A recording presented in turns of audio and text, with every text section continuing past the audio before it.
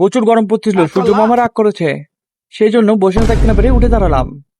এবার দাঁড়িয়ে থাকতে থাকতে পা ব্যথা করছিল, সেই জন্য একটু বসে গেলাম। বসে থাকতে বিরক্ত লাগছিল, সেই জন্য আবার দাঁড়িয়ে গেলাম। এরপর ঠান্ডা লাগতেছিল, সেই জন্য ফ্যানটা বন্ধ করে দিলাম। ফ্যানটা আওয়াজ করতেছিল গরমে। এরপর বাইরে বেরোলাম। বাইরে বেরিয়ে দেখি কোনো ধরনের কোনো কাস্টমারই নেই, শুধু আমি একা। হঠাৎ করে যেন বৃষ্টির আওয়াজ শুনতে পেলাম, সেই জন্য দূরে গেলাম। বৃষ্টি পড়তেছে, তার মানে হচ্ছে গরম একটু কমবে। বাইরে দেখে তো আমি অবাক, কোনো ধরনের বৃষ্টি নেই। তার মানে আমি ভুল শুনেছি। মাথাটা তো প্রচুর গরম হয়ে গেল। কি করবো বুঝতেছি না, প্রচুর গরম পড়তেছে, যেন সূর্য গায়ের সাথে লেগে আছে। আমার এই গ্রিলটা কালকে 1000 টাকা খরচ করে গ্রিলটা আবার লাগাইছিলাম, বেচা কিনা তো নাই। দেখুন কোনো কাস্টমারই নাই, শুধু আমি আর আমি একা। এদিকে দোকানপাটও বন্ধ, সারা ভাত খেতে গেছে আর আসে নাই। এরপর গেলাম আমার একটা বন্ধুর কাছে, দেখলাম সে নাই, আছে তার ছোট ভাই গেম খেলতেছে ফ্রি ফায়ার। কাস্টমার নাই, কি করবে, মোবাইল টিপতেছে, দামি মোবাইল নিছে।